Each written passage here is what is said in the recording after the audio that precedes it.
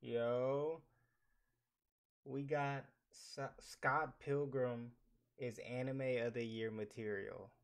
Now, it's been a second since I posted, and in that time frame, this anime had dropped. I don't know, maybe like probably like over a month ago it dropped. I haven't really dropped made any content since then, but I have watched the Scott Pilgrim anime, and it is literally like one of my favorite shows this year, easily. Scott Pilgrim is my favorite movie, so there's a lot of bias, but I feel like they just did a phenomenal job with that anime.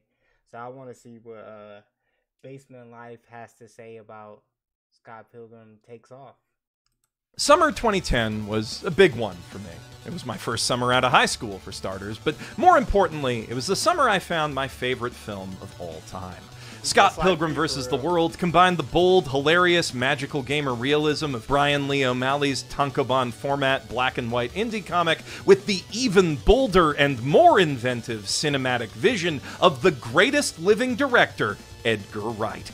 Plus, basically all of the funniest young actors in Hollywood at the time, who would later go on to mostly be megastars, and a lot of the best bands I'd ever heard in my life up to that point. I'm not normally the sort to rewatch movies. I generally prefer experiencing new stories to rehashing old ones, but somehow I got around to watching Scott Pilgrim 7 times. Seven times? Hey, I'm not the rewatch. I'm not the rewatch type of person. Like, I think max I can rewatch something is like one or two times. I think I've seen Scott Pilgrim like three times, and it's my favorite movie of all time. Like, even my favorite anime, Darker Than Black, I've seen it twice. I don't know how y'all niggas watch stuff like more than four times, but I don't know how y'all do it.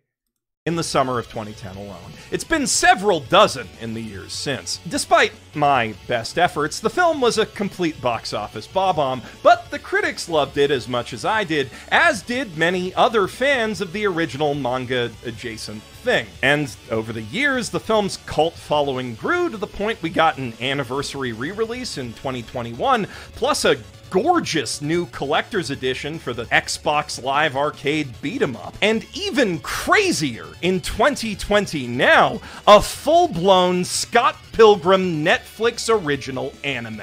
Which is anime, like, unquestionably, by any workable definition, but I made a whole video on the main channel about that. In this video, I just want to gush about one of my new top contenders for Anime of the Year, because it's been out a couple days at this point, and I've already watched it twice. Scott Pilgrim takes off.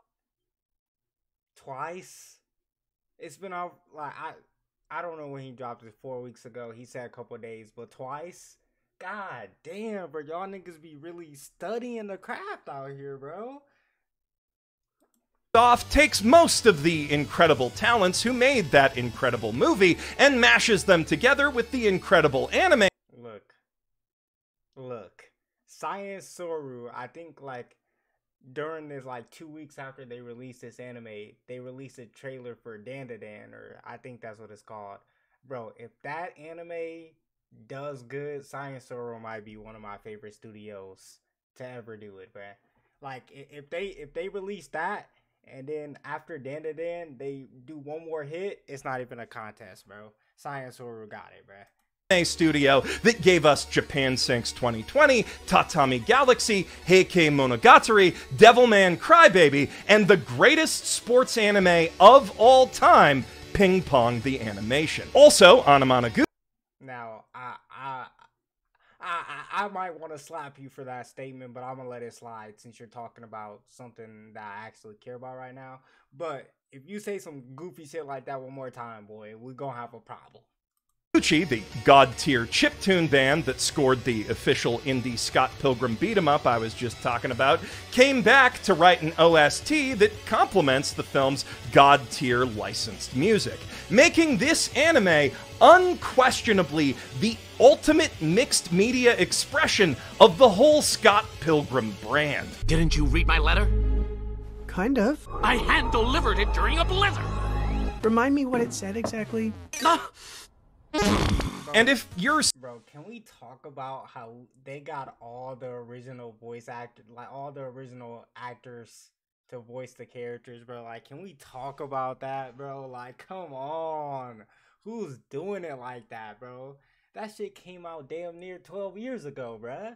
And they still out here sounding perfect. That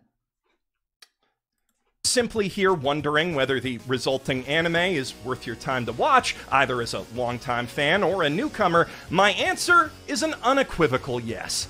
Speaking as someone who loves and grew up with these characters, I love everything this show does to expand on and refine them, and every last fight scene in the series is an absolute dream come true. Aside from a couple hype moments in Frieren, this is the only fight-centric anime this year that comes anywhere near Jujutsu Kaisen. Okay.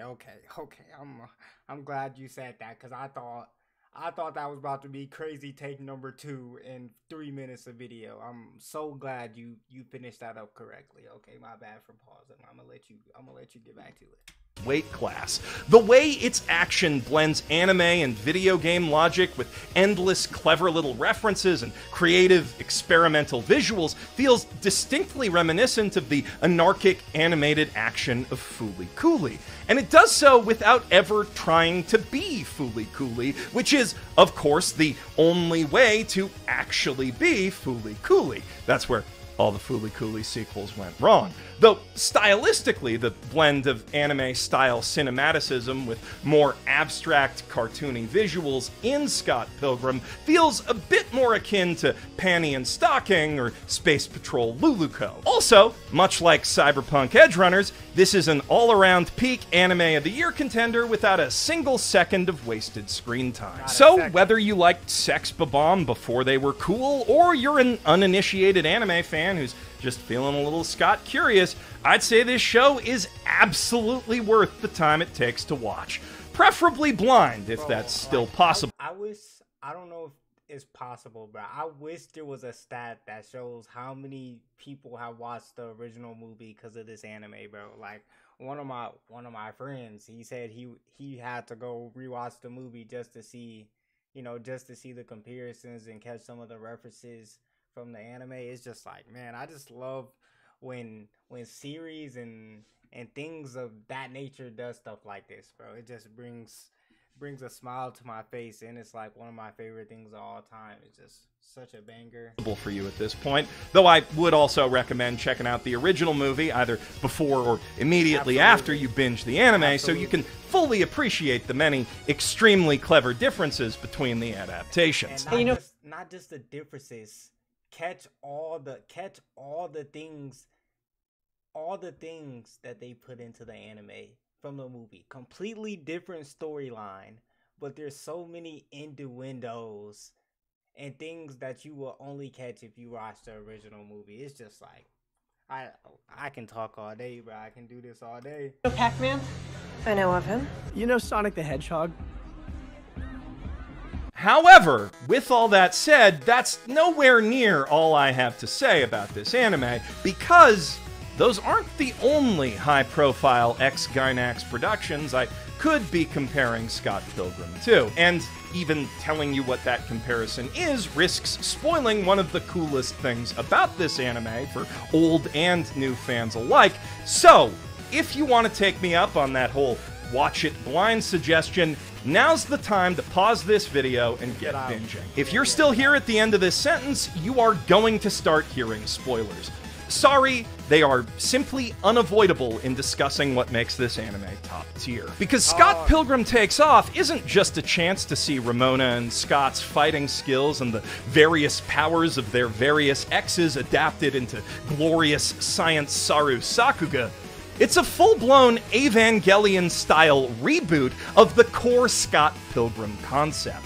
One that turns the dynamic between Scott and Ramona on its head, making him the object of the story and her the subject, letting us see new, less evil sides of their exes and some very fun fight matchups that never would have been possible in the original timeline. The series sets all this up with brilliant subtlety, too, playing the first episode mostly straight as a truncated... Bro, like, oh my goodness, let me talk to you for a second, bro. Like, I didn't know what I was coming into. I didn't know if this was just, like, a remake of the original movie into an anime series, Bro, when I tell you word for word, bar for bar, that first episode had every person on the planet thinking that this was a remake. And then they hit us with the coldest switch up on episode 2. Like, don't even get me started, bro. I was like, ooh, new story? Like, and people were complaining that it was a new story. Like, I had to smack the sense out of you, boy. Like, who complains about some new shit? Like, anyway, regardless, I was out my goddamn chair once I seen that we were getting some new content, boy. I binge watched them episodes so quick, like, don't even get me started, bruh. Retelling of Scott and Ramona's meet cute, the skimming of Matthew Patel's letter, and Scott's failure to break up with his fake high school girlfriend immediately before Patel crashes their show with Crash and the Boys.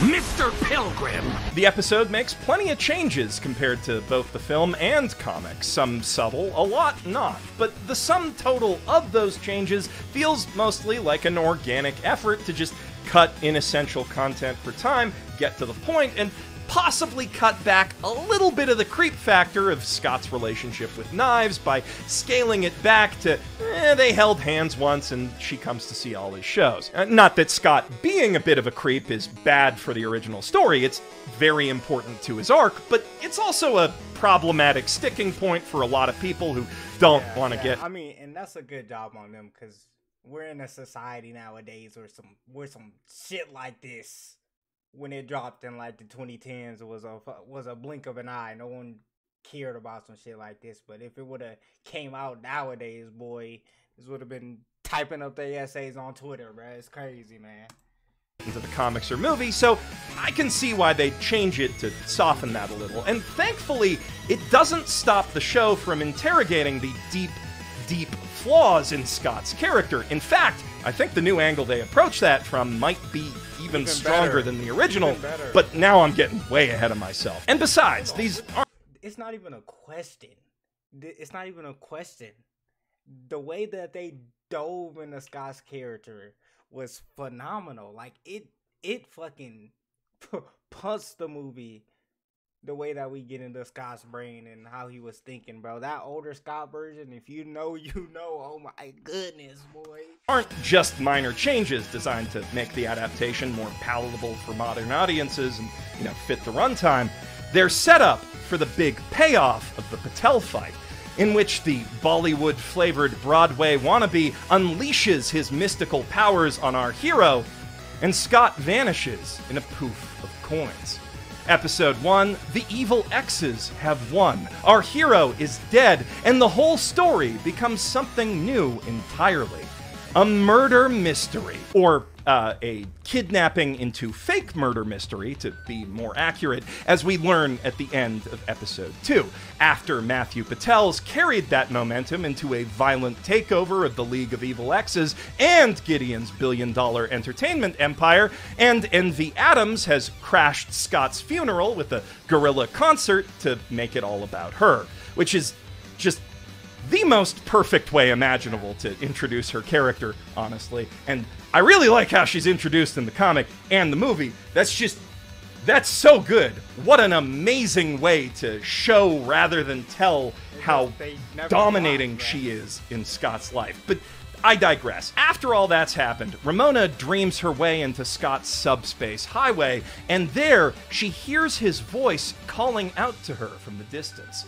Realizing that someone must have kidnapped him and faked his death, she sets out to interrogate Scott's friends, her evil exes, and anyone else who might have a motive in order to find the boy she went on one date with and find out if the thing that they had was actually, a thing. Scott Pilgrim, the original comic that is at its core a story about Scott gradually getting to know Ramona through his violent clashes with her past, as his relationship with her pushes him to understand and overcome his own shortcomings as a man. Scott Pilgrim Takes Off, conversely, is all about Ramona gradually getting to know the absent Scott as she investigates his disappearance and interacts with his friends, while her quest and the experience of being left by someone special just when things were getting serious instead of doing the leaving, simultaneously forces her to confront her own fear of commitment and find a form of closure with her exes that doesn't involve anyone exploding into loonies and toonies.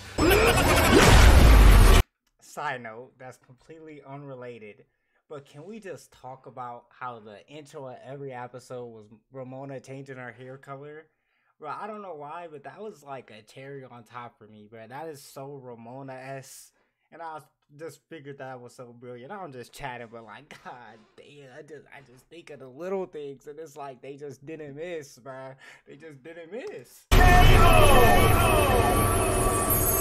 Through this reframing, the anime is able to tell a completely different story that builds on the original in fascinating ways and takes its characters in exciting new directions. Directions that will be extremely fun for longtime fans, especially fanfickers, to discover, and more importantly, directions that set these characters up to return in the event this anime finally gets the recognition Scott Pilgrim deserves and Netflix greenlights a sequel. This alternate what if Scott never beat the X's timeline is honestly a genius excuse to not, kill off half the series' most interesting personalities right after we meet them. And I respect that a lot.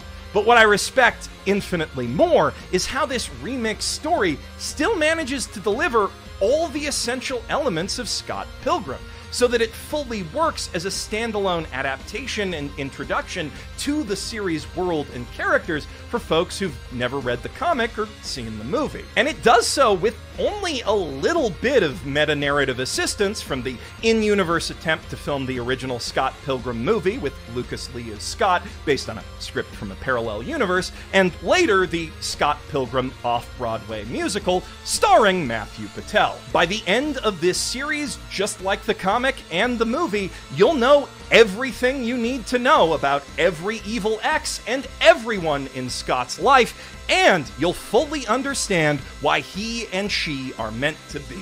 Just, from Ramona's perspective, and with happier, less evil endings for most of the X's. Not all. Gideon still ends up evil in the end, despite going through a nice guy phase in the middle of everything. However, now it's for a much healthier reason. He used to be evil because he was an insecure billionaire with trust issues, but now he's evil because his evil girlfriend Julie thinks it's super duper hot. The rest, though, aren't really painted as evil at all, just misguided, emotionally damaged, and maybe manipulated a little by the demons they can summon with their mystical powers, depending on the guy. Luke Lee's pretty likable when you take away the fame and tone down the ego. The Katayanagi twins are just total bros. So's Roxy, come to think of it. Todd Ingram's surprisingly sensitive, given a bit of distance from Envy. And as for Envy, well, the movie gave her some emotional redemption. Maybe the anime will too if it gets that sequel. It would also be nice to see them work Lisa in if that happens. But by far the X who comes away looking the best in this new version has gotta be Knives Chow.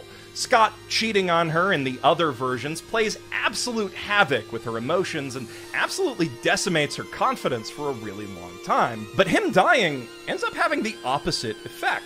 Because this version of Knives has no choice but to move on, she throws herself into music to take her mind off the loss and ultimately discovers she's kind of a genius. How long have you been playing bass? What time is it? 4 p.m.? Oh, then 4 hours. Between all this character growth and the incredible way her comic design has translated to animation, plus the fact that Ellen Wong is like a really good voice actress compared to most of the Hollywood cast, I think this might be my favorite version of Knives. And that's nuts, because she was already one of my favorite characters. But the really crazy part is that watching this new interpretation of Knives also made me appreciate both previous versions of her more. Because every one of these alternate takes on the characters is written in a way consistent with their other portrayals, with the differences coming from how they react in character to changes in the scenario, rather than just being arbitrary differences for the sake of doing something different. So watching this version of the story doesn't just give us new alternate forms of closure for each of their arcs, it enhances our understanding of every version of every character by showing us how they'd react to different things. Like, now that we know Todd is in the closet, that totally changes everything about how he interacts with Envy in the movie and the comics. And the way that Luke and Gordon are just instant best friends when they lose their fame and money respectively is just... I'm obsessed with it. I love that whole bit so much. Watching Scott Pilgrim Takes Off will deepen your appreciation for the movie and the comic in exactly the same way that knowing how the story's supposed to go enhances your appreciation of the anime. It's a remarkable writing magic trick, and my hat goes off to Brian Lee O'Malley and Ben David Grabinski for making it work. Funny enough, despite his relative lack of screen time, Scott might be the one who benefits most from this dynamic, aside from Ramona. Eventually, it's revealed that none of the evil exes were behind his disappearance. The Katayanagi twins did help by unlocking the secrets of time travel, but ultimately, it was Scott himself who set these alternate events in motion. Specifically, old Scott. That is, the one from the original comic, but also a Scott from the future, who kidnaps his past self to stop him from ever dating Ramona to save himself the future pain of divorce. Or, to be more accurate, the pain of not understanding the difference between a divorce and a temporary separation for the long-term health of the relationship, because Scott's kind of stupid like that. And while he did go through a lot to win Ramona's heart in the original comic, that story didn't really leave him with the emotional resilience to weather even the slightest rough patch in the future, really. By pulling the narrative out of regular Scott's head and showing him mostly through the eyes of the woman coming to love him, the anime gives him more room to be a bit of an idiot like that. But one more of the lovable variety than the self-destructive victim complex type that we see in other versions of this story. Old Scott is that kind of idiot, though, and the distance of time gives regular Scott the needed perspective to actually see that and start, thinking about how not to turn into it. Which is a fantastic alternate motivator for his eventual character growth that still gets him to roughly the same emotional place without needing to give him all that screen time. And on the flip side, watching his younger self drift away from him and low-key invalidate all his self-serving bullshit likewise pushes old Scott's character in a very interesting direction when he eventually returns from 10 years of isolated martial arts meditation as the almighty older Scott, bound and determined to beat up everyone he and Ramona ever knew, because that's gonna make him less sad somehow, maybe? Or possibly she'll come back. He hasn't really thought through any parts of the plan that don't involve violence, honestly. This dark, alternate version of Scott makes a fantastic character foil, not just for his younger self, but for Ramona as the anime's true heroine as well. He reflects back the... Man, it's just hitting me like I don't even got anything to say because this shit was just so brilliant. And Mother's Basement is just spitting facts. Like, how he not even giving me a chance to talk, bruh? It's just like, this is exactly what I would want in someone explaining the Scott Pilgrim anime and explaining the greatness and the story and why it's just so fantastic. It's like, bro, it's just... You cooked... Mother's Basement, you cooked up crazy with this video. Scott Pilgrim Takes Off cooked up crazy. Science Sword cooked up crazy. This is just a mash pit of chefs cooking up crazy. And I don't got nothing to say. I'm just enjoying my food here, man. Jesus, this is just so good, bro. Pitiable fear of rejection that's pushed her to run away from every man and college roommate she's ever loved. And like all of the exes... Hold on, I will say he talked about it a little bit, but like, bro, I think one of the reasons why this is just so fantastic is because the character development, like in the comic, there's character development. It's not anything super crazy, like except for the main two characters, Scott and Ramona. In the movie, there's character progression, nothing super crazy except Scott and Ramona. But in the anime, bro, it feels like every single character has so much character growth, bro. it's just like it doesn't even matter who you look at, bro. It just looks like every single character has some character growth. It's just brilliantly written, bro. Brilliantly written, and it's just so refreshing to see all these characters in a new perspective with new character growth and new like this shit. Before him, while it does take a very, very cool fight scene to get there, she and Scott ultimately overcome him and what he represents together by just, like, talking through their feelings and junk like adults, which isn't something I knew I needed from all these characters until this anime gave it to me.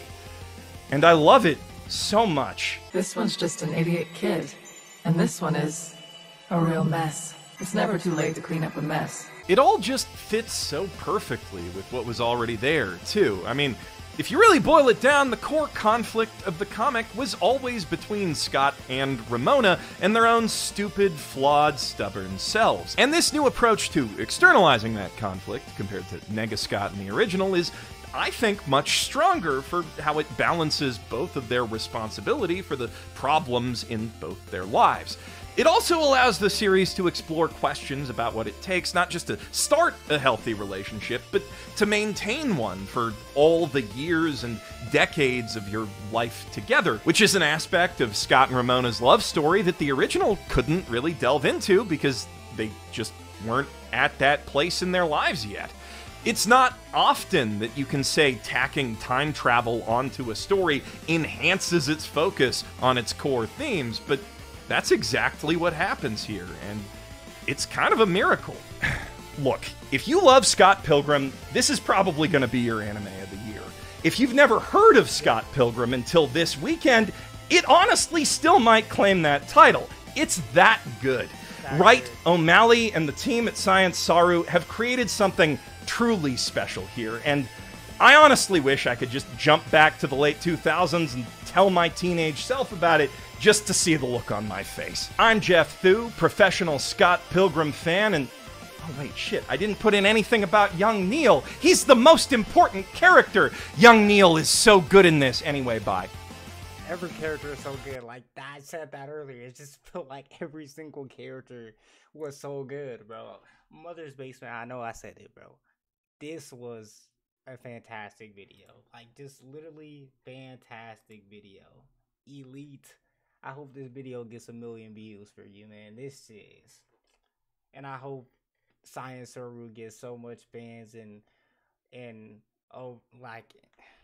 the Scott Pilgrim franchise gets so much success from this, bro. It's just all around just so beautiful, man.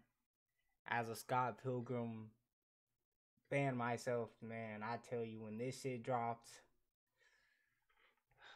there was no words that I could say. Just pure happiness. Pure happiness, man. Fantastic video, once again. Fantastic video.